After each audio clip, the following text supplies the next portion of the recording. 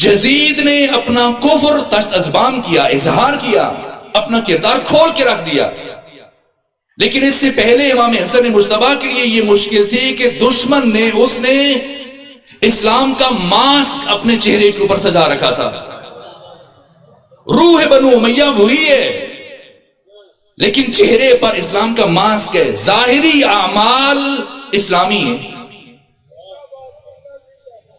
اب اگر امام حسن مجتبیٰ بڑھیں، تلوار اٹھائیں، اگرچہ کہ تلوار اٹھانے کا نتیجہ بھی شکست ہے، اور جو قیمتی ترین جانیں بچ چکی ہیں، چند ایک اصحاب رسول، اصحاب امیر المومنین بنو ہاشم کی کچھ افراد، تو وہ افراد ضائع ہو جاتے ہیں، قتل ہو جائیں. اور شہادت کے بعد اگر کوئی بڑا مقصد حاصل نہ ہو تو پھر شہادت برائے شہادت کی ارزش نہیں ہے. اس مرحلے میں آپ بتائیے، جب آپ کا چچا زاد بھائی عبید اللہ ابن عباس، کیوں عبید اللہ ابن عباس کو گورنر بنایا، اپنی فوج کا سپہ سالار بنایا امام حسن مجتبیٰ نے؟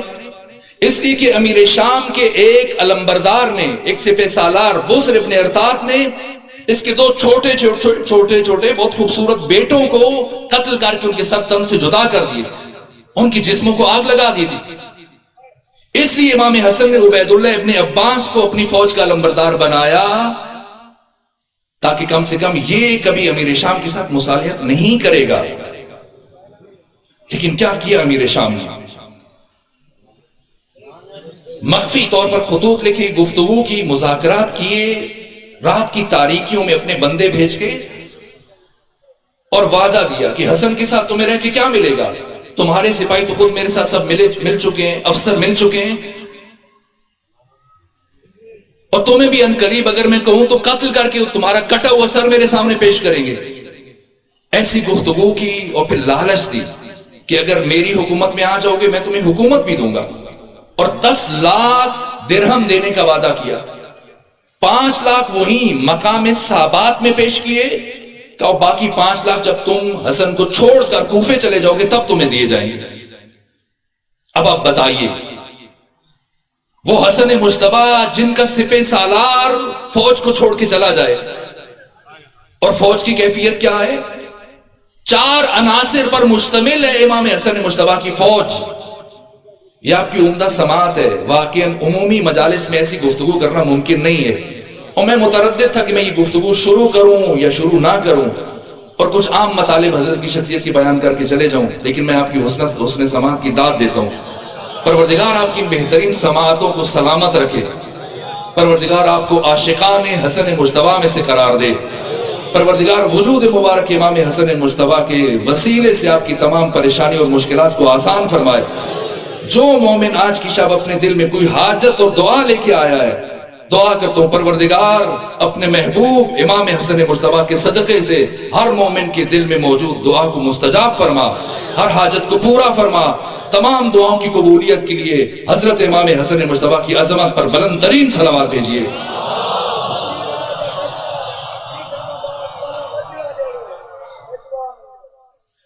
جو مومن بے اولاد ہیں پروردگار انہیں اولاد عطا فرمائے. اب آپ بتائیے، ان حالات میں خود اپنا گورنر غداری کر رہا ہے. جو عناصر شامل ہیں ان میں سے خوارج ہیں. خوارج کا رئیس شمر ابن ذوالجوشن امیر شام سے مل چکا ہے. کیا عجیب و غریب حالات ہیں. اکثر فوج امام کی بک چکی ہے، اور اب خود امام کے سپاہی امیر شام کو خط لکھ رہے ہیں کہ بتاؤ زندہ حالت میں گرفتار کے لے کے آئیں، کر کے لے کے آئیں حسن مجتبیٰ کو، یا قتل کر کے لے کے آئیں. مقام صحابات میں حضرت نماز پڑھ رہے تھے، مدائن میں، اپنی چھاونی میں. جس جائے نماز پہ کھڑے ہو کے نماز پڑھ رہے تھے فرزند رسول، حالت نماز میں آپ کے نیچے سے جائے نماز کھینچ لی گئی، آپ کی ران مطہر کو زخمی کیا گیا، اور آپ کی ہڈی تک زخم پہنچ گیا جس کے اوپر زہر لگی ہوئی تھی. اب بتائیے ان حالات میں جبکہ اپنا گروہ، اپنی فوج بغاوت کر رہی ہے، اگر امام حسن مجتبیٰ قیام فرمائیں، اب امام حسن مجتبیٰ کے پاس 2 راستے بچ جاتے ہیں. میں مختصر کر رہا ہوں کیونکہ بہت سارے افراد نے رات دیر تک پڑھنا ہے، مسلسل بیان کرنا ہے، وہ آپ کافی دیر سے بیٹھے ہوئے ہیں. مختصر کروں گا. کیا کیا امام حسن مجتبیٰ نے؟ حسن مجتبیٰ اللہم صلی علی محمد و آل محمد. علی ابن ابی طالب علیہ السلام کی شجاعت کے وارث ہیں. سید مہدی بحر العلوم نے فرمایا کہ میرے لیے طے کرنا مشکل ہے کہ علی بڑے شجاع ہیں یا حسین ابن علی بڑے شجاع ہیں. اور میں عرض کرتا ہوں جتنے بڑے علی ابن ابی طالب شجاع ہیں، جتنے بڑے حسین ابن علی شجاع ہیں، اتنے بڑے خود امام حسن مجتبی شجاع ہیں. غیر معمولی شجاعت کے حامل ہے امام حسن مجتبی. علی ابن ابی طالب کے 18 بیٹوں میں سے ایک بیٹے کا نام محمد حنفیہ ہے. محمد حنفیہ ایک مرتبہ جب شام گئے معاویہ کے دربار میں، اور یہ گفتگو شروع ہوئی معاویہ کے ساتھیوں کے ساتھ، خود معاویہ کے ساتھ، کہ اس وقت سب سے بڑا پہلوان کون ہے پوری اسلامی دنیا میں، اس وقت سب سے زیادہ طاقتور شخص کون ہے؟ امیر شام نے کہا کہ شام میں میرے بڑے بڑے پہلوان ہیں، بڑے بڑے بہادر موجود ہیں. تو علی ابن ابی طالب کے بیٹے محمد حنفیہ نے کہا کہ ٹھیک ہے، ان کو بلاؤ اور میں یہاں بیٹھتا ہوں تمہارے دربار میں، اور ان سے کہو کہ میں بیٹھتا ہوں، سب مل کر مجھے اٹھائیں.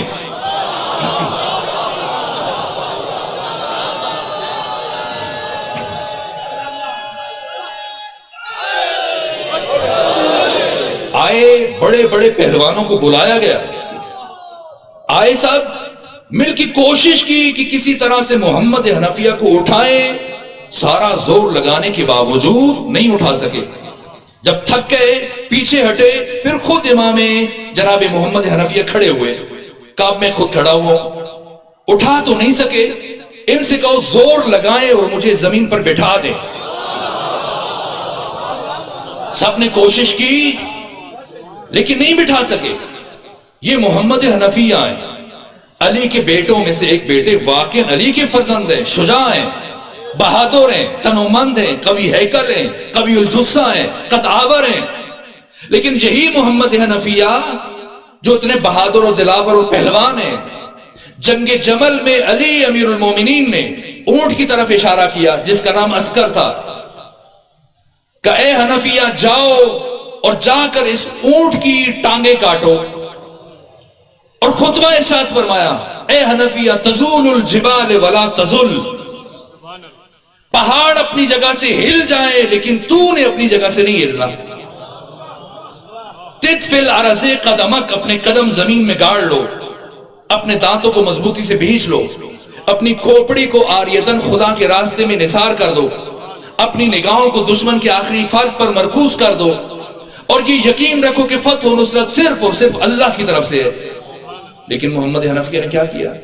اتنے مضبوط ہیں، قوی ہیکل ہیں، حضرت نے خود سے خود اور زرہ پہنایا، روانہ کیا. اس کے باوجود جب کثرت سے تیروں کی بارش ہوئی، محمد واپس آ گئے.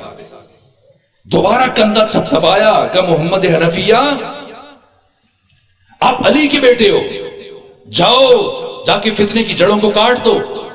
دوبارہ اٹھے، گئے، کوشش کی، زور لگایا، لیکن اتنی کثرت سے تیروں کی بارش ہو رہی تھی کہ محمد حنفیہ مقاومت نہیں دکھا سکے، پلٹ کے آ گئے. جب دیکھا امیر المومنین نے آپ کا بیٹا محمد حنفیہ فتنے کی جڑ قطع نہ کر سکے، پلٹ آئے، کثرت سے تیروں کی بارش کے باعث پلٹ آئے، تو اب امیر المومنین نے زبان سے کچھ نہیں کہا اور نگاہوں سے اپنے فرزند امام حسن مجتبی کی طرف دیکھا. جیسے امیر المومنین نے حسن مجتبی کی طرف دیکھا، آپ نے تلوار لی، گھوڑے پر سوار ہوئے، ایڑ لگائی، اور دیکھتے ہی دیکھتے خود حضرت کے اپنے سپاہی حیران تھے. جس سرعت سے امام حسن مجتبی اپنی فوج کے درمیان سے نکلے اور سامنے والے ابھی تیر اپنی کمانوں میں درست کر رہے تھے کہ چلائیں، لیکن جیسے بجلی چمکتے یوں حسن مجتبی قلب لشکر میں داخل ہوئے اور اتنی مہارت سے تلوار چلائی کہ ایک ہی وار میں عسکر کی چاروں ٹانگیں کاٹ کے زمین پر گرایا.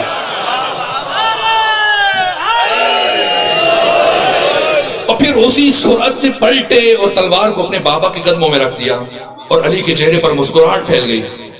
ادھر محمد حنفیہ امیر المومنین کا چھوٹا بیٹا شرمندہ ہے کہ مجھ سے جو کام نہیں ہو سکا، میں اتنا قوی الجثہ، اتنا قدآور، قوی ہیکل، مضبوط اندام، اتنا قوی بدن، جو کام میں نہیں کر سکا حسن مجتبی نے ایک لمحے میں انجام دے دیا. اب پریشانی کی باعث ان کے چہرے سے پسینہ ٹپک رہا ہے اور زمین پر اپنی انگلیوں سے لکیریں کھینچ رہے کہ مجھ سے یہ کام نہیں ہو گیا، شرمندہ ہے۔ حضرت خوش تھے امیر المومنین، اور جب چھوٹے بیٹے پر محمد پر نگاہ پڑی تو کہا محمد پشیمان نہ ہو، پشیمان نہ ہو۔ لیکن کیسے؟ اب پسینہ گر رہا ہے، چہرہ زمین پہ گڑا ہے اور مسلسل زمین پہ لکیریں کھینچ رہے ہیں۔ فرمایا محمد پشیمان نہ ہو۔ جب دوسری مرتبہ کہا اور محمد حنفیہ کی طبیعت نہیں سنبھلی اور شرمندگی کا اظہار ہو رہا ہے، ایک مرتبہ علی کے چہرے پر جلال آیا، فرمایا محمد حنفیہ پشیمانی تب ہوتی ہے جب دو انسان برابر ہوں۔ تمہارا اور حسن مجتبیٰ کا کوئی تقابل نہیں ہے، تم میرا بیٹا ہے، حسن مجتبیٰ رسول اور بطول کا فرزند ہے۔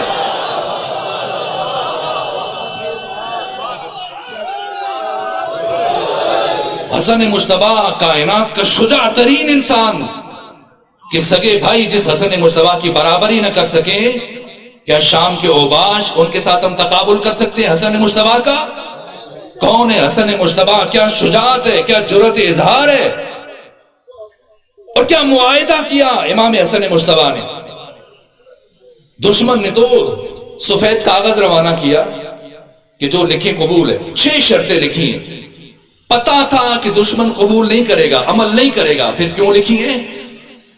اس لیے کہ کربلا کا پہلا کام امام حسن مجتبیٰ نے انجام دینا ہے، طاغوت اور باطل کو روشناس کرانا ہے، جو ماسک پہن رکھا ہے اس کو اتارنا ہے۔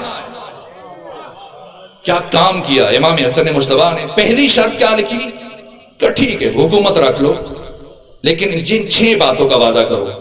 پہلی بات، وعدہ کرو کہ اب کے بعد احکام خدا اور سنت رسول پر عمل کرو گے۔ یہ کتنا بڑا تماچا ہے، صاحبان معرفت سمجھ سکتے کہ اب تک تو نے کتاب خدا اور سنت رسول پر عمل نہیں کیا، آج اگر تمہیں حکومت دے رہا ہوں تو اس شرط پر کہ اب کے بعد اس پر عمل کرو گے۔ اور دوسری شرط کیا رکھی؟ کہا فرمایا کہ وعدہ کرو کہ تم اب کے بعد میرے پدر بزرگوار علی ابن ابی طالب پر ممبروں سے لعن طعن نہیں کرواؤ گے، گالیاں نہیں دلواؤ گے۔ آج کا جاہل ملا اٹھتا ہے اور ایسے بے وزن نعرے بناتا ہے کہ علی اور فلاں بھائی بھائی۔ امام حسن مجتبیٰ نے دشمن سے لکھوا کر دستخط لے کر تاریخ میں ثبت کر دیا کہ جو مسلسل ممبروں سے کئی سال میرے بابا پر لعنت کرتا رہا ہو وہ میرے بابا کا بھائی نہیں کہلا سکتا۔ کس طرح سے حقیقت کو آشکار کیا، ثبت کر دیا، تاریخ کی ہر تاریخی کتاب اٹھائیں، سلوکی شرائط سب کتابوں موجود ہیں۔ تیسری شرط جس سے کربلا کے لیے ذخیرہ کیا تاکہ میرا بھائی حسین آخری معرکہ لڑ سکیں، کچھ افراد ہوں، کچھ ایسے صحابی بچ جائیں، کچھ ایسے مخلص اور باوفا اور باصفا افراد بچ جائیں۔ فرمایا وعدہ کرو کہ ہمارے شیعوں پر، ہمارے محبین پر، ہمارے اصحاب پر اور ہمارے چاہنے والوں پر ظلم نہیں کرو گے، انہیں قتل نہیں کرو گے، اور جو حقوق تم سب کو دے رہے ہو پوری اسلامی دنیا میں شیعیان علی کو ان سے محروم نہیں رکھو گے۔ اور پھر 5ویں شک کیا رکھی؟ فرمایا جب تک تم زندہ ہو حکومت کر لو، لیکن تمہیں اپنے بعد اپنا ولی عہد منتخب کرنے کی اجازت نہیں ہے۔ اگر میں زندہ ہوا تو میں خود حکومت کروں گا، اور اگر میں نہ رہا تو میرا چھوٹا بھائی حسین ابن علی حکومت کریں گے۔ حسن مجتبیٰ دیکھ رہے تھے کہ دشمن سے ان میں سے کوئی ایک شرط پہ بھی عمل نہیں ہو پائے گا۔ آج مورخین کہتے ہیں کہ امام اٹھتے جنگ لڑ لیتے، بعض تجزیہ نگار کہتے ہیں جب پتا تھا کہ سلوک عمل، اگر حضرت اٹھتے تلوار اٹھا لیتے، پہلی تو تلوار سے کامیابی حاصل نہ ہوتی، دوسرا لوگ کہہ دیتے کہ وہ تو سلوک کی پیشکش کر رہا تھا، امام نے ہی سلوک قبول نہیں کی، فساد پھیلایا۔ نہ، دستخط لیے، لیکن اب پتا تھا، امام جانتے تھے کہ اب کیا ہونے والا ہے۔ صحابات میں یہ کام ہوا، سلو نامہ مقام صحابات پر تحریر ہوا، امیر شام نے سگنیچر کیے اور جیسے ہی پہنچے اب نخیلا میں اور شام اور کوفے کی فوجیں ایک دوسرے میں داخل ہو رہی تھی، اس موقع پر امیر فراز منبر پر آیا اور تقریر کی، خطاب کیا، اہل عراق اگر تم یہ سمجھ رہے ہو کہ میری جنگ تمہارے ساتھ نماز کی وجہ سے تھی، روزے کی وجہ سے تھی، حج و زکوٰۃ یا احکام اسلام کی وجہ سے تھی، تو ہرگز نہیں. میری جنگ حکومت اور اقتدار کے لیے تھی جسے آج میں نے حاصل کر لیا، اور جہاں تک ان شرائط کا تعلق ہے جو امام حسن مجتبیٰ کے ساتھ میری طے ہوئی ہیں تو میں انہیں اپنے پاؤں کے جوتے کے نیچے رکھتا ہوں. پھاڑا شرائط کو اور اپنے پاؤں کے نیچے رکھ دیا. امام حسن مجتبیٰ یہی چیز دنیا کو دکھانا چاہ رہے تھے. اہل عراق حیرت سے ایک دوسرے کے چہروں کی طرف دیکھ رہے تھے، یہ کیا ہو گیا؟ امام دیکھ رہے تھے کہ کیا کردار ہے، لیکن چونکہ جیسے جادوگر فرعون کے دربار میں جب انہوں نے رسیاں پھینکی، لاکھوں کی تعداد میں عوام جمع تھے اور جناب موسیٰ پریشان تھے. جب جادوگروں نے رسیاں پھینکی تو موسیٰ پریشان ہے. کیوں پریشان ہے؟ اس لیے کہ موسیٰ بھی دیکھ رہے کہ یہ رسیاں ہیں، جادوگروں کو بھی پتا ہے کہ وہ کیا پھینک رہے ہیں، لیکن عوام تو اتنا شعور نہیں رکھتے، ان میں تو اتنی بصیرت نہیں ہے. جیسی وہ ان رسیوں کو سانپوں کی شکل میں دیکھیں گے گمراہ ہو جائیں گے. اس لیے امام حسن مجتبیٰ نے چاہا کہ اپنے عصر کے فرعون کے دربار میں جو حقیقت وہ دیکھ رہے تھے اس دنیا کے اس وقت کے مسلمانوں کو دکھائیں. اور امام حسن مجتبیٰ اپنے اس مقصد میں کامیاب ہوئے. جس طرح سے باطل اور طاغوت کے چہرے سے نقاب کو الٹا، ورنہ شجاعت کس اعتبار پہ، جرأت اظہار. اس کے بعد پھر پوری زندگی جب تک آقا زندہ رہے، 10 سال 7 مہینے 25 دن حضرت کا عہد خلافت ہے. 15 جمادی الاول کو صابات میں سلو نامہ تحریر کیا گیا. 7 مہینے 25 دن حضرت کا عہد خلافت ہے. اس سے بعد سے آپ دیکھ لیجئے تقریباً 20 سال اور 10 سال امام حسن مجتبیٰ کے. ان 10 سالوں میں جب سلو ہو گئی، حکومت امیر شام کو مل گئی، بس اب اس سے زیادہ زحمت نہیں دوں گا، میں نے مشکل مراحل سے آپ کو گزارا ہے. میں متردد تھا کہ یہ باتیں بیان کروں یا نہ کروں، لیکن واقعاً آپ نے سننے کا حق ادا کیا. اپنی صحت و سلامتی کے لیے خاندان فاطمہ الزہرا پر بلند ترین صلوات بھیجیے.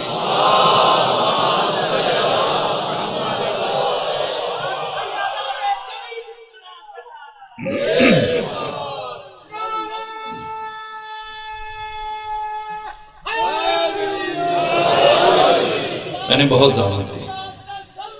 اللہم صلی علی محمد وآل محمد. یہ مشکل مراحل ہیں، یہ تاریخ کے وہ اوراق ہیں جو بیان نہیں کیے جاتے، وہ بیان کرنے کے لیے بھی ہمت چاہیے ہوتی ہے.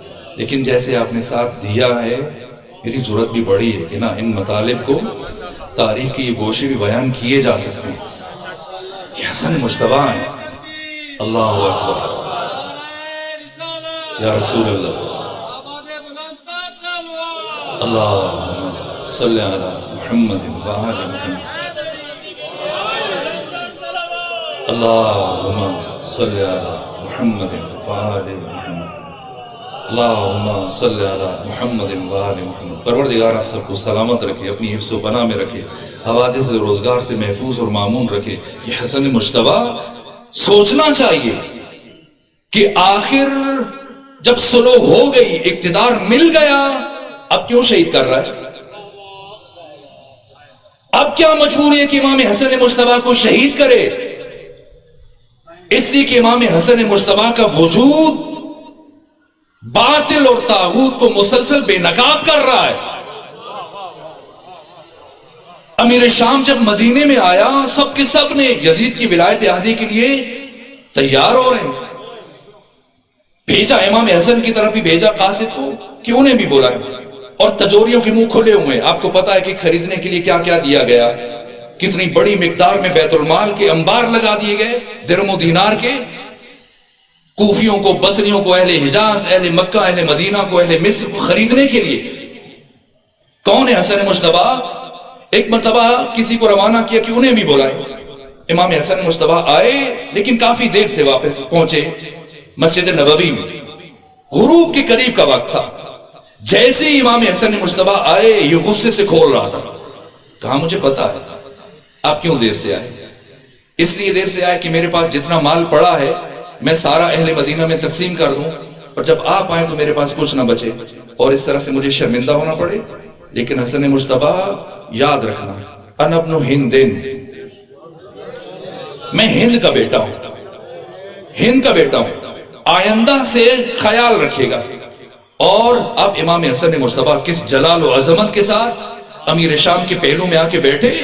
جیسے ہی بیٹھے اس نے دوسرا زبان کا وار کیا کہ حسن مجتبی انا خیر منک، اے حسن مجتبی میں آپ سے افضل ہوں، بہتر ہوں. آپ مدینے میں محدود ہو کے رہ گئے اور پوری اسلامی دنیا میں اس وقت میری حکومت ہے، میرا اقتدار ہے. سنیں کون ہے حسن مجتبی.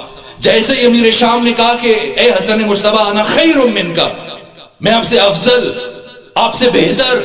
ایک مرتبہ امام حسن مجتبی امیر شام کی طرف مڑے اور کہا اے امیر شام حسن مجتبی بہت مجبور ہے.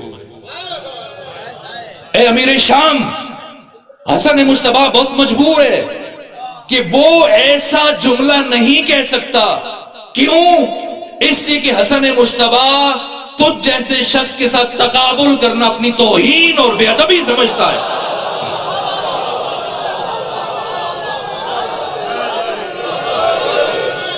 1000 ننگی تلواریں، اطراف میں سپاہی کھڑے ہیں اور کیا جرأت اظہار ہے. فرمایا حسن مجتبی تجھ جیسے ننگے بشریت کے ساتھ اپنا تقابل کرنا اپنی توہین اور بے ادبی سمجھتا ہے. اس کے بعد امیر شام نے کہا حسن مجتبی یہ جتنے درہم و دینار کے انبار پڑے ہیں یہ سب اٹھا لیجئے اور لے جائیے اور آئندہ خیال رکھیے گا کہ میں کون ہوں. امام اٹھے.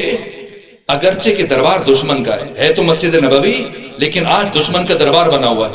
1000 سپاہی ہیں جن کے ہاتھوں میں ننگی تلواریں ہیں اور اطراف میں پھیلے ہوئے ہیں اور ایسا ماحول کہ اس کے مصاحب، اس کے گورنر، اس کے قریبی سفیر سب جمع ہیں. ایسے عالم میں جبکہ اس کے غلام ہیں، اس کے سپاہی ہیں چاروں طرف. امام حسن مجتبی اٹھے لیکن اتنے ہر دل عزیز تھے امام حسن مجتبی. میں نے سیرت کی کتابوں میں پڑھا ہے جب بھی حج کے سفر میں حضرت اپنی سواری سے پیدل اترتے تھے کسی میں جرأت نہیں ہوتی تھی کہ امام کی موجودگی میں وہ گھوڑے پر سوار ہو کے جا سکے.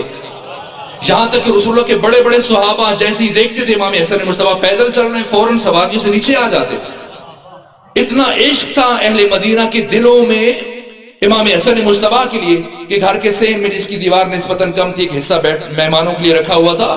جب آ کے بیٹھتے تو اتنے چاہنے والوں کی بھیڑ جمع ہو جاتی کہ گزرنے والوں کی راستہ کو گزرنا مشکل ہو جاتا تھا. مجبوراً امام حسن مجتبی اٹھ کے گھر تشریف لے جاتے تھے. ہر دل عزیز تھے، جیسی کوئی دیکھتا تھا اس درجہ حسین تھے، اتنی جذاب شخصیت کے مالک تھے کہ انسان ان کی محبت کا اسیر ہو جاتا تھا. اب امام اٹھے ہیں، دربار ایک طرح سے دشمن کا ہے، سپاہی، امراء، غلام سب دشمن کے. جیسے ہی امام اٹھے امیر شام کا ایک غلام جلدی سے آگے بڑھا. پہلے امام کا چہرہ بغور دیکھتا رہا اور جب امام اٹھے تو صورت سے بڑا آگے اور جا کر امام کی جوتیاں سیدھی کرنے لگ گیا. اور جیسے ہی اس نے امام کی جوتے سیدھے کیے امام اپنے پاؤں کو اپنے نالین میں لے کے گئے اور اس کے بعد اس غلام کی طرف دیکھا اور کہا یہ جو مال پڑا ہے اٹھا لے، یہ تمہاری اجرت ہے.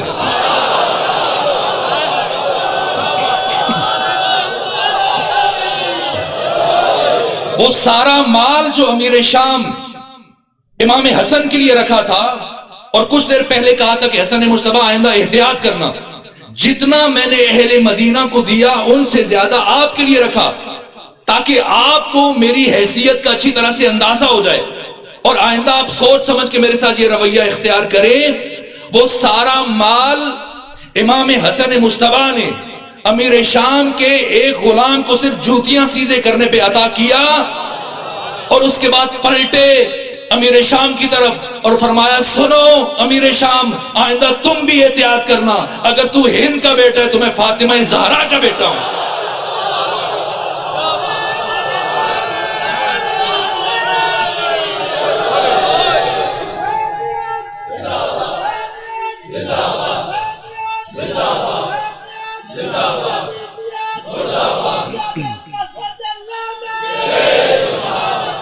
یا اللہ یا اللہ. بس آخری جملے عرض کر رہا ہوں. آپ کی محبتوں کو دیکھ کے میرا جی چاہتا ہے کہ میں ایک مرحلہ اور طے کروں، اور بس ایک مرحلہ.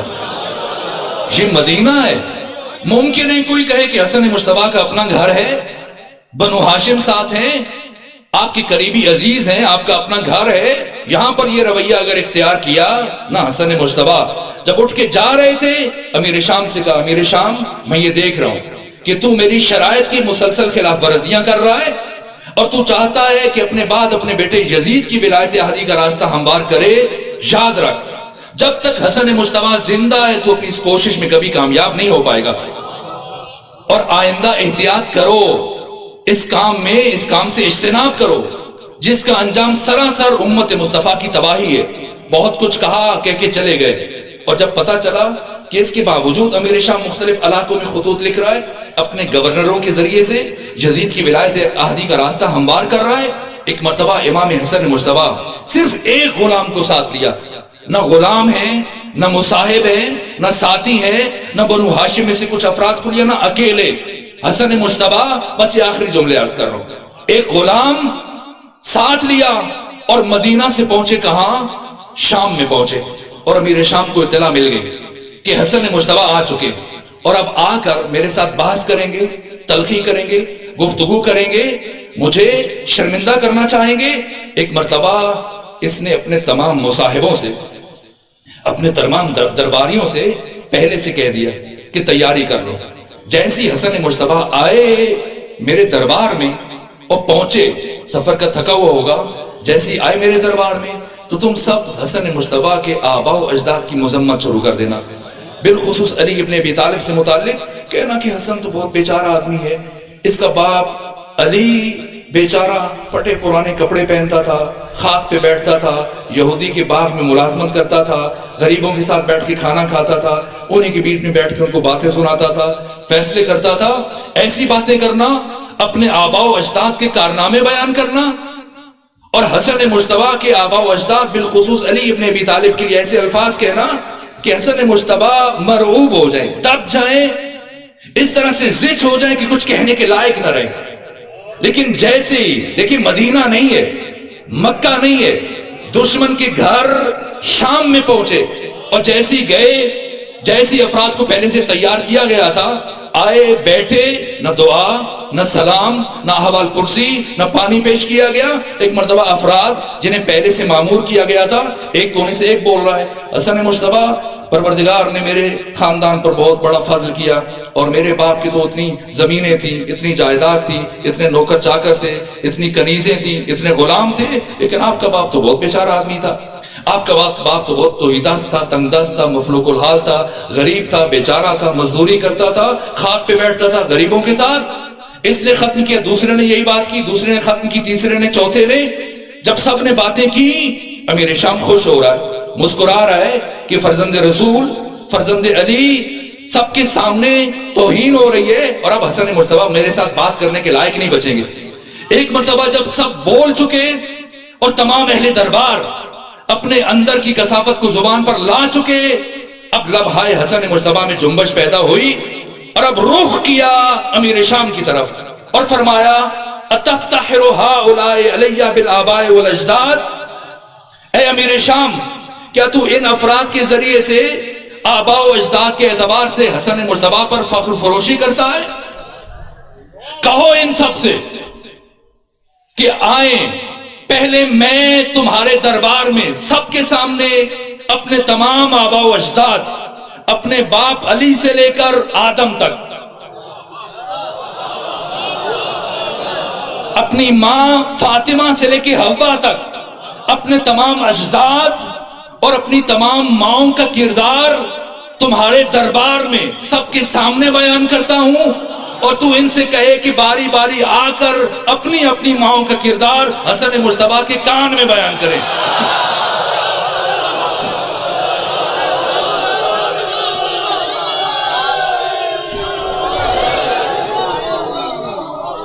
دوستوں کے بیچ میں یا علی، دوستوں کے بیچ میں اپنوں کے درمیان کھڑے ہو کے بات کرنا، خطاب کرنا، گفتگو کرنا آسان ہے، پورا دشمنوں کا مجمع ہے. تنہا حسن مجتبیٰ ایسا سناٹا طاری ہوا جس کے بعد پھر کسی کو کچھ کہنے کی جرأت نہ ہوئی. اور اس کے بعد حضرت امام حسن مجتبیٰ ایک مرتبہ دوبارہ اپنی گفتگو کا آغاز کیا، خطبہ شروع کیا. فرمایا یا اہل الشام، اے اہل شام سنو حسن مجتبیٰ کون ہے. لو قمت علی ھذا المقام حولا فحولا، اگر میں اسی مقام پر کھڑا ہو جاؤں اور کئی سال کھڑا رہوں، وَأَذْكُرُ مَا آتَانَ اللَّهُ مِنْ فَضْلِهِ، اور ان فضائل کا بیان کروں جو اللہ نے میرے خاندان پر نازل کیے ہیں.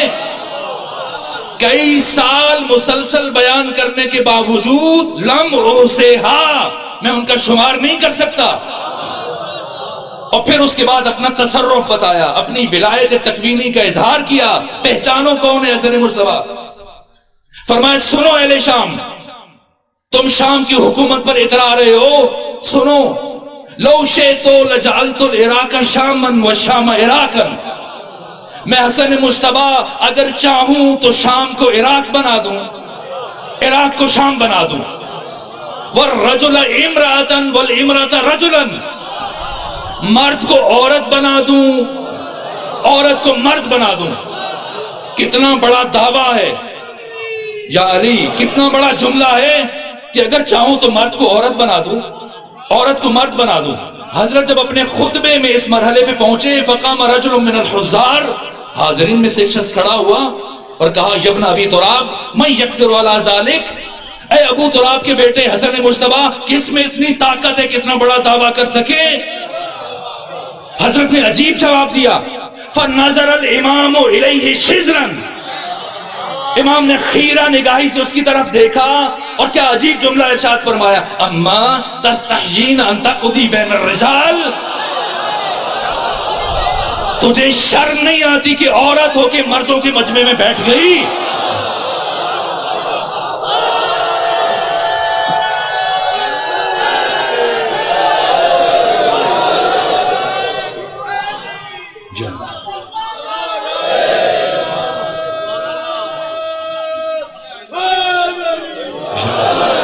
کون ہے حسن مجتبیٰ؟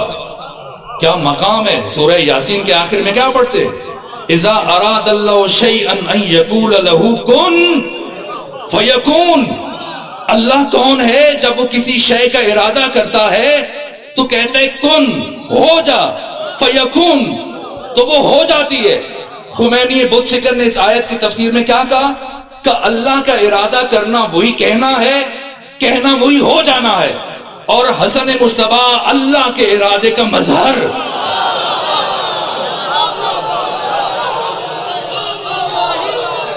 جیسی کا اما تستحشین ان تقضی بین الرجال. یا اللہ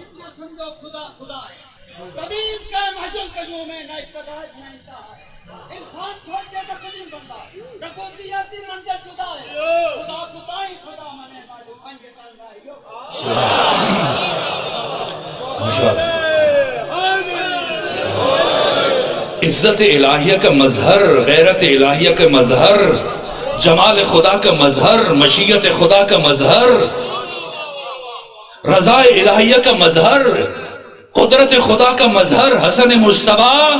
جیسی فرمائے اما تستحشین ان تقضی بین الرجال، شر نہیں آتی عورت ہو کے مردوں کے مجمع میں آ گئی. جس لمحے کہا اسی لمحے جنس بدل گئی. اب کیا کہوں، میدان سے بھاگی، جیسے ہی دربار سے نکلی ایک مرتبہ امام نے فرمایا نادى الامام ونقبہا، امام نے پشت سے آواز دی سزا پوری سنو. تو عورت بنی ہے تو وہ کیا کرے جو گھر میں بیٹھی ہے؟ کیا اب ایک گھر میں دو عورتیں زندگی گزاریں گی؟ جا قد سارت عیالک رجل، وہ عورت جا جس کی اب تک تو شوہر بنا رہا وہ اب مرد بن چکی ہے. جاؤ بیوی کی حیثیت سے زندگی گزارو. اب وہ تو چلا گیا یا چلی گئی، لیکن پچھلے والوں کو جو بیٹھے تھے دربار میں ایک مرتبہ سام سو کیا، پریشان ہے، کیا کریں، سناٹا ہے. اب کسی میں جرأت نہیں ہے کوئی ایک لفظ بھی زبان سے ادا کرے. یہاں تک کہ جب کافی وقت گزر گیا، اب امیر شام کی جان میں جان آئی تو کہا کہ آپ نے اچھا نہیں کیا، میرے شہر میں، میرے ملک میں، میری حکومت میں، میرے درباریوں کے سامنے آپ نے مجھے شرمندہ کر دیا، رسوا کر دیا۔ میرے گھر میں آ کر امام نے ایک مرتبہ فرمایا، اے لکڑی کے تخت پر بیٹھ کر فخر فروشی کرنے والے سن، حسن مجتبیٰ کون ہے؟ اے لکڑی کے تخت پہ بیٹھ کے لوگوں کے جسموں پر حکومت کرنے والے سن، ان العرش سریری، عرش پروردگار تخت ہے حسن مجتبیٰ کا، والاحمد ضمیری، اور میرے ضمیر کا نام محمد مصطفیٰ ہے، وعلی امیری، اور میرے امیر کا نام علی ابن ابی طالب ہے، والحسین وزیری، اور میرے وزیر کا نام حسین ابن علی ہے، وجبریل فقیری، اور میرے دربان کے دروازے کے فقیر کا نام جبرائیل ہے۔ اور پھر ایسا جملہ کہا، کیا جملہ؟ سر سیری، کیا عجیب لفظ ہے، سر مرد کے لیے ہوتا ہے، جاؤ راستہ لو، عورت ہو پھر سر نہیں کہتے، سیری کہتے ہیں۔ اب کیا جملہ کہا، جس کے بعد پھر جتنی بچی کچی صلاحیت تھی وہ بھی ختم ہو گئی، جس کے بعد پھر کسی کو جرأت نہ ہوئی کہ کوئی کچھ بولے۔ فرمایا ان العرش سریری واحمد ضمیری وعلی امیری والحسین وزیری وجبریل فقیری۔ اگر تم انسان بنتے ہو، ان شئت اقل لک سیری، انسان بنتے ہو یا تمہیں بھی کہوں سیری؟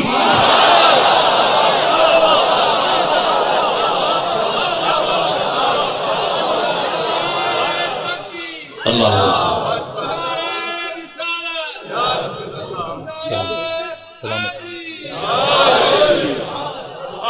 اب ان کی محبت ہے، اللہم صلی اللہ علیہ۔ بس میرے عزیز، اس سے زیادہ زحمت نہیں دوں گا۔ اب یا اللہ، تو خوب، اگر ہو گیا ہوتا تو شاید اچھا ہی ہو گیا ہوتا، لیکن بس اب ختم کریں۔ اب امیر شام میں اتنی جرأت نہیں کہ ایک لفظ بھی کہے، لیکن کبھی کبھی پتیلی سالن سے زیادہ گرم ہو جاتی ہے، دیچکی سالن سے زیادہ گرم ہو جاتی ہے۔ امیر شام تو خاموش ہوا، لیکن مروان بن حکم بول پڑا اور کہا، امیر شام، میں آپ کے ضعف کی داد دیتا ہوں، آپ کی ہمت اور حوصلے کی اور آپ کی برداشت کی داد دیتا ہوں کہ حسن مجتبیٰ کی اتنی بڑی گستاخی کے باوجود آپ خاموش ہیں۔ اگر آپ کی جگہ میں ہوتا تو میں حسن مجتبیٰ کا سر اس کے تن سے جدا کر دیتا۔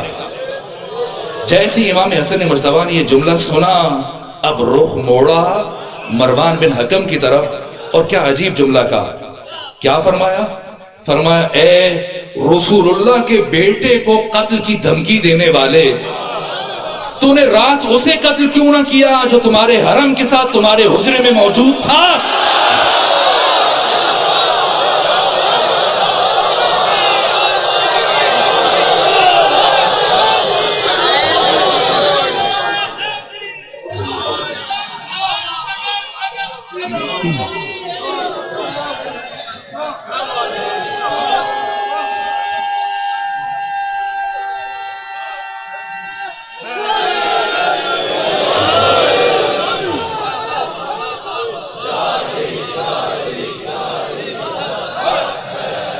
اسی لیے تو امام صادق نے فرمایا، من وجد فی قلبہ محبتنا فلیشکر امہ، جو شخص اپنے سینے میں ہم محمد و آل محمد کی محبت کو محسوس کرے، اسے چاہیے کہ اپنی پاک تینت ماں کا شکریہ ادا کرے۔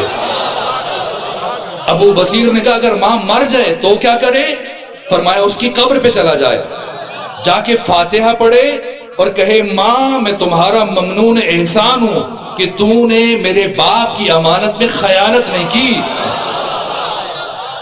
اسی لیے تو پیغمبر نے فرمایا تھا، جنگ خیبر کی فتح کے بعد پیغمبر صحابہ کرام سے فرماتے تھے کہ اپنے بچوں کو لے جا کر وہاں کھڑے ہو جایا کرو جس گلی سے علی گزر رہے ہیں، اور جب علی سامنے آئے تو اپنے بچے سے پوچھا کرو، اتحب ھذا الفتى، اتحب ھذا الفتى، کیا تجھے اس جوان سے محبت ہے؟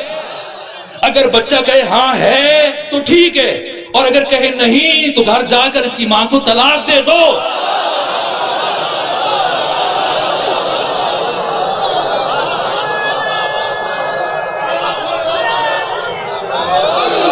اگر رات کے اس حصے میں یہاں پر جمع ہو کر اس انداز سے بیٹھے ہیں تو پھر اپنی ماں کے کردار کو بھی سلام کرنا چاہیے۔ یہی بات دشمن کے دربار میں امام حسن مجتبیٰ نے فرمائی۔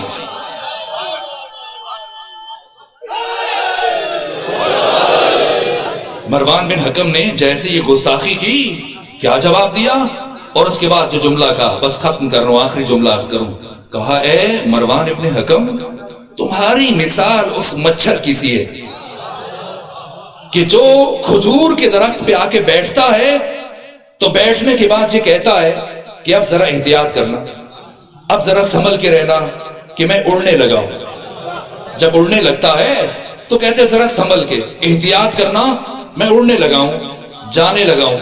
تو کھجور کا درخت اس مچھر کو جواب دیتا ہے کہ مجھے تمہارے بیٹھنے کا ہی کب پتہ چلا تھا کہ تمہارے جانے سے مجھے کچھ فرق پڑ جائے گا۔ اے امیر شام، فرزند رسول کے سامنے تمہاری حیثیت ہی کیا ہے کہ تو حسن مجتبیٰ کے ساتھ گفتگو کر سکے، کلام کر سکے؟ بس یہی باتیں تھی میرے عزیزوں۔ اس طرح سے دشمن کے گھر میں جا کر جب اس کو بے نقاب کر رہے ہیں، رسوا کر رہے ہیں، اب امیر شام کے پاس اور کوئی راستہ نہیں بچا، اور رسول اللہ کے اس فرزند کے راستے سے ہٹائے۔ بہت وقت گزر گیا، اس لیے چند جملے عرض کروں گا۔ روم سے زہر منگوایا، کیسا زہر ہے؟ اگر اس زہر کا کچھ حصہ ایک بڑے تالاب میں گرا دیا جائے تو اتنی شدت تھی اس زہر میں کہ ساری مچھلیاں چند لمحوں میں تڑپ تڑپ کے مر جائیں۔ اگر کسی جانور کے پاؤں کے ساتھ صرف باندھ دیا جائے، کھلایا نہ جائے، تو وہ بھی چند لمحوں کے بعد تڑپ تڑپ کے مر جائے۔ یہ زہر بھیجا گیا اور کس کے ذریعے؟ اشعث بن قیس کندی کے ذریعے اسے پہنچایا گیا کہ تم اپنی بیٹی جعدہ بنت اشعث تک پہنچاؤ اور کسی طرح سے حسن مجتبیٰ کے کھانے میں شامل کر دیں۔ دن بھر حالت روزہ میں تھے، کیسا عجیب افطار ہے۔ جعدہ نے کھجور میں بھی زہر ڈال دیا، انگور میں بھی زہر ڈال دیا، شربت میں بھی زہر ڈال دیا، تاکہ فرزند رسول جو بھی اٹھا کے کھائیں حضرت کی رحلت ہو جائے۔ ایک مرتبہ حضرت نے انگور کا دانہ لیا، پھر شربت کا ایک گھونٹ لیا، اتنا شدید زہر تھا جیسے یہ ہونٹ سے حلق سے گزرا اترا، ایک مرتبہ حضرت کی زبان پہ یہ کلمات جاری ہوئے، انا للہ و انا الیہ راجعون۔ اٹھے جعدہ کے گھر سے، کہاں جا رہے ہیں؟ ام فروہ کے حجرے کی طرف جا رہے ہیں۔ پہنچے، جب ام فروہ نے دیکھا کیا عالم ہے، اب ماما اتر کے گلے میں آ چکا ہے، ہونٹوں پہ خون کے نشان ہیں، چہرے کا رنگ زرد ہے، جسم لڑکھڑا رہا ہے۔ ایک مرتبہ ام فروہ آگے بڑھی، امام حسن مجتبیٰ کو لے جا کے بستر پہ بٹھایا۔ ایک مرتبہ حسن مجتبیٰ فرماتے ہیں، اے ام فروہ، جائیے قاسم کو بھیجیے، جا کر میرے بھائیوں کو اور میری بہنوں کو باخبر کر دیں کہ اب حسن مجتبیٰ کے پاس وقت بہت کم ہے۔ ایک مرتبہ قاسم کو چند سال عمر ہے، جو عمر سکینہ کی کربلا میں ہے وہی عمر قاسم کی مدینے میں ہے، 3-3.5 سال سے۔ میں بس 2 جملے عرض کروں گا، سکت نہیں ہے کہ تفصیلی مسائل عرض کر سکوں۔ جناب قاسم نے اپنی ماں ام فروہ سے پوچھا، جا کے چچا سے کیا کہوں، جا کے پھوپھیوں سے کیا کہوں؟ ایک مرتبہ ام فروہ نے قاسم کا گریبان چاک کیا، زمین سے مٹی اٹھائی، قاسم کے بالوں میں ڈالی، کب چلے جاؤ، کچھ بتانے کی ضرورت نہیں ہے۔ زینب، ام کلثوم اور حسین اور باقی بھائی جب دیکھیں گے خود ہی سمجھ جائیں گے کیا قیامت آئی ہے۔ ایک مرتبہ جیسی حسین، باقی بھائی بہنیں سب تشریف لائے، حسن مجتبیٰ کی نگاہ پڑی ثانیہ زہرا پر، وہ اگالدان، وہ تشت جس کے اندر جگر کے ٹکڑے کٹ کٹ کے گرے تھے کچھ دیر پہلے، فرمایا ام فروا ذرا اسے چھپا دو، مخفی کر دو، میری بہن زینب کی نگاہ پڑے گی، میری بہن سے برداشت نہیں ہو پائے گا۔ بس 2 جملے، سکت نہیں ہے کہ عرض کروں میرے عزیزو، اللہ نہ کرے کوئی بہن اپنے بھائی کا وہ حال دیکھے جو ثانی زہرا نے اپنے بھیا حسن مجتبیٰ کا دیکھا تھا۔ بڑے عجیب مراحل ہیں، بڑے عجیب مصائب ہیں، بیان کرتا رہا لیکن بس اب ایک جملہ عرض کروں گا۔ کتنے مراحل گزر گئے، حضرت نے وصیتیں فرمائی اور کیا کیا کام کیے، بہن زینب کو بلایا، کچھ وصیتیں کی، ساتھ ایک عجیب کام کیا، ثانی زہرا کی کلائیوں کے بوسے لیے۔ ایک مرتبہ بی بی نے پوچھا بھیا حسن کیوں میری کلائیوں کے بوسے لے رہے ہیں؟ کہ بہن زینب دیکھ رہا ہوں انہی بازیوں میں رسن پہنائے جائیں گے۔ پھر اپنے بھیا حسین کو بلایا، گلے سے لگایا، بہت روئے، یہاں تک کہ حسین بھی بہت روئے۔ فرمایا بھیا حسین آپ نہ روئیے، باقی سب روئے لیکن آپ نہ روئیے۔ کہ بھیا حسن میں کیوں نہ روؤں؟ کہ لا یومک یومک یا ابا عبداللہ، جو دن آپ جس دن شہید ہوں گے اس کی مثل آج کا دن نہیں ہو سکتا۔ آج میرے ساتھ سب موجود ہیں لیکن جب آپ کو شہید کیا جائے گا آپ کے پاس ان میں سے کوئی نہیں ہوگا۔ بس میرے عزیزو، اس کے بعد فرمایا بھیا حسین قاسم کو کچھ دیر کے لیے میرے سینے پر لٹا دیا جائے۔ اس کیفیت میں قاسم کے ساتھ کیا لکھتے رہے، کیا بیان کیا، سب چھوڑ رہا ہوں، آخری جملہ عرض کر رہا ہوں، یہاں تک کہ وہ مرحلہ آیا کہ روح امام حسن مجتبیٰ قفس انصری سے پرواز کر گئی۔ آقا حسین نے غسل دیا، کفن پہنایا، وہ جو خود بے کفن ہے اپنے بھائی کو کفن پہنا رہا ہے۔ کیا فرق ہے 2 بھائیوں میں؟ ایک بھائی کو 2 مرتبہ کفن ملا، دوسرا بھائی بے کفن چلا گیا، لیکن جب حسن مجتبیٰ کو پہلا کفن ملا اس کا رنگ سفید تھا۔ دوسرا کفن کیوں دینا پڑا؟ اس لیے کہ اب اسی سفید کفن کا رنگ سرخ ہو چکا تھا۔ کیا ہوا؟ ایک مرتبہ جب غسل و کفن دے چکے، جنازہ گھر سے اٹھا، پہنچے مسجد نبوی میں، حرم رسول اللہ کے پاس، آقا حسین نے خود جنازہ پڑھوایا۔ جیسے ہی جنازہ پڑھا چکے اب دفن کا مرحلہ آیا۔ ایک خاتون تھی، خچر پر سوار تھی کہ یہاں میں حسن مجتبیٰ کو دفن نہیں ہونے دوں گی۔ مروان بن حکم موجود تھا، دوسرے افراد موجود تھے۔ ایک مرتبہ ابو الفضل عباس بنو ہاشم کے جوان آگے بڑھے کہ کون ہے فرزند رسول کو یہاں پر دفن ہونے سے روکنے والا، کس میں اتنی جرت ہے؟ حسین ابن علی نے فرمایا میرے بھائی حسن کی وصیت تھی کہ خون خرابہ نہیں ہونا چاہیے، اگر یہاں دفن نہ ہونے دیا جائے تو مجھے میری ماں کے پہلو میں جنت البقیع میں دفن کر دیا جائے۔ ایک مرتبہ جب جنازہ اٹھا، کچھ شریر افراد ایسے تھے بنو امیہ سے، کسی کے اشارے پر انہوں نے ایک مرتبہ تیروں کی بارش برسا دی۔ کچھ تیر بنو ہاشم کو لگے، کچھ تیر اس جنازے میں لگے۔